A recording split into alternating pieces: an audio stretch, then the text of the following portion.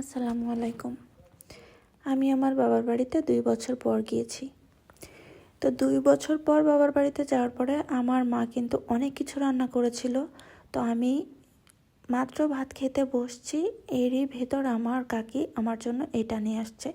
তো আমি একটু খেয়ে দেখেছি, আমার কাছে এতটা মজা লেগেছে, বিশ্বাস করেন আমি মাছ মাংস কিছুই খাইনি, শুধু এটা দিয়ে ভাত খেয়েছি। তারপর আমি বেরিয়ে পড়েছি এটা সন্ধানে, কি সেই জিনিস যে এত মজা। তো এইটা যারা গ্রামে থাকে তারা নিশ্চয়ই চিনবে, এটাকে আমরা আমাদের আঞ্চলিক ভাষায় ঘাটকোল বলি। তো একটা বাগানে যে বেশ কিছু ঘাটকোল আমি উঠিয়ে এনেছি। তো আমি আমার কাকির থেকে শুনে নিয়েছি যে কিভাবে সে ভর্তাটা বানিয়েছিল। তো আমিও কিন্তু লেগে পড়েছি ভর্তা বানানোর কাজে। তো এই যে এতগুলা পেয়েছি আমি পুরা বাগান ঘুরে। তো সবগুলাকে আমি উঠিয়ে এনে এখন কেটে ধুয়ে বেছে নিব। তো এইটা যদি আপনারা কেউ গ্রামে থাকেন অবশ্যই চিনেন, আর যারা চিনেন না বা খান নাই তারা কিন্তু এটা দেখা মাত্রই উঠিয়ে এনে সেম এইভাবে খেয়ে দেখতে পারেন। তো এই তো এটা ডাটার মতো করে ছিলে তারপরে নিতে হবে। এই যে দেখতে পাচ্ছেন এইভাবে করে ছুলে নেব। আর এই যে সবুজ পাতাগুলোও কিন্তু ফেলা যাবে না, পাতাগুলো নিতে হবে। তবে যে পাতাগুলো একবারে হলুদ হয়ে গেছে ওইটা নেওয়া যাবে না। এখন এই যে আমি সব পাতাগুলোকে কেটে তারপর ধুয়ে নিলাম। এখন চলে যাব চুলায়। তো চুলায় আমি প্রথমে একটা কড়াই বসিয়ে দিয়েছি, সেখানে আমি ভেজে নিব। এখানে দেশি রসুন আছে 3টা আর দেশি পেঁয়াজ আছে 3টা। এখন আমি কড়াইয়ে বেশ কিছুটা তেল দিয়ে দিলাম। এখন এই তেলের ভিতরে আমি 4টা শুকনো মরিচ ভেজে নিব। তারপরে শুকনো মরিচের সাথে ওই পেঁয়াজ এবং রসুনগুলোকেও একটু ভেজে নিতে হবে। তারপরে আমি ওই শাকগুলা দিয়ে দিব। তো এর সাথে কিন্তু আমি আরও 3-4টার মতো কাঁচামরিচ দিয়েছি। এখন একটু 2 মিনিটের মতো নেড়েচেড়ে ভেজে এর ভিতরে দিয়ে দিলাম ওই শাকগুলা।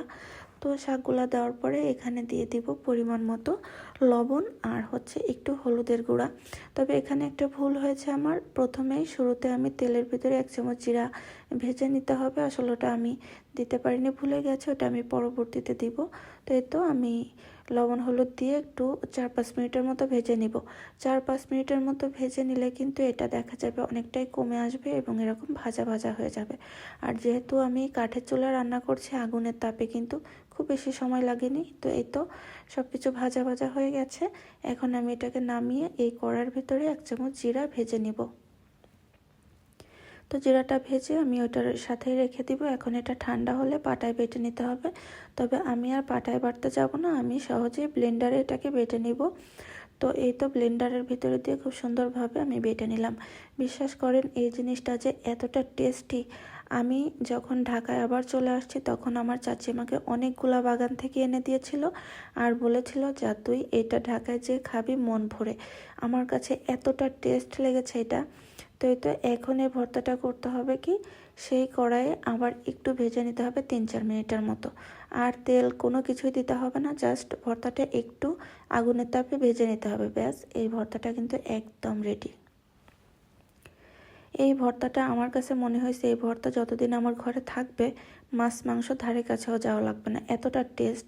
বিশ্বাস করেন এই ভর্তাটুকু আমি একাই খেয়েছি, আমি কাউকে দেইনি। তো এই তো এই ঘাটকোল এইভাবে ভর্তা বানিয়ে আপনারা খেয়ে দেখবেন, জাস্ট এই ভর্তার প্রেমে পড়ে যাবেন, এতটাই মজা ছিল।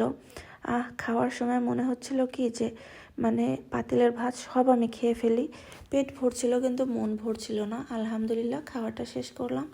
তো আপনারাও একবার এই রেসিপিটা ট্রাই করতে পারেন। সবাই ভালো থাকবেন, সুস্থ থাকবেন। আল্লাহ হাফেজ।